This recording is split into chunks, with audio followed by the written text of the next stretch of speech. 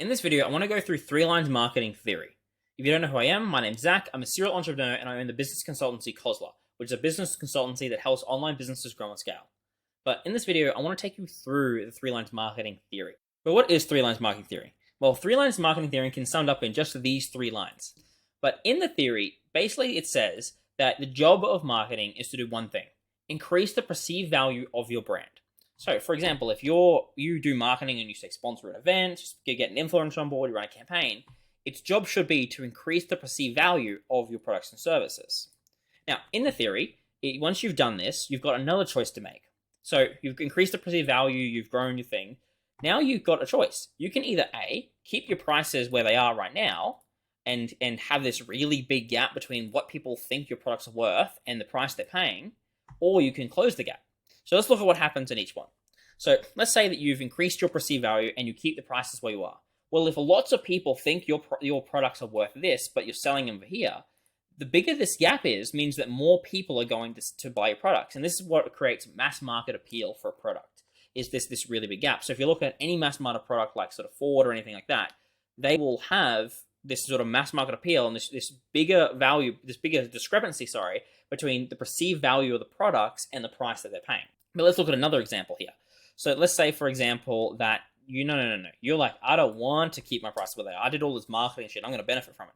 So you then increase your prices, and then you have a smaller gap between the perceived value and the price. So this would be something more like a luxury goods brand, where they have this huge margin they have between their cost and their price, but they sell it to a smaller number of people because their perceived value and the price are closer together.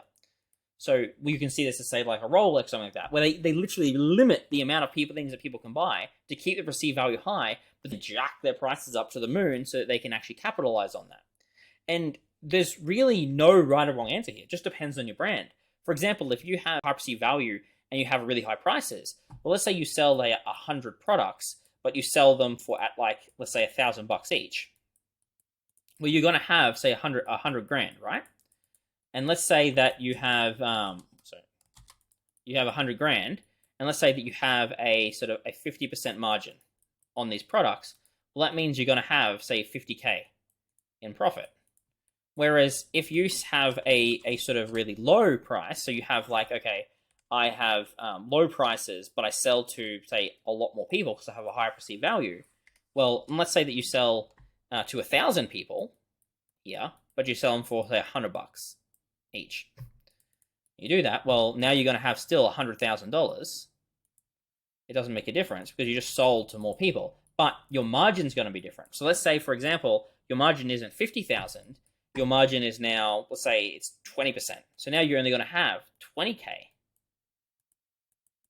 of profit here.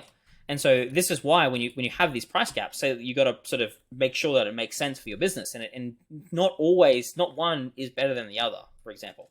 So I hope that has sort of given you an idea on the three lines marketing theory, what marketing is generally used for to growing your brand and the perceived value of your product. So it helps you when you're thinking about your marketing campaigns and doing it, and you're looking at your business model, whether you should be a sort of high price product that's sort of sells to a limited number of people but at a higher margin, or a sort of low price person has a high perceived value and gets mass market appeal. So hope this has helped. If this has been helpful to you, remember to like and subscribe. And yeah, I'll see you in the next one. Bye.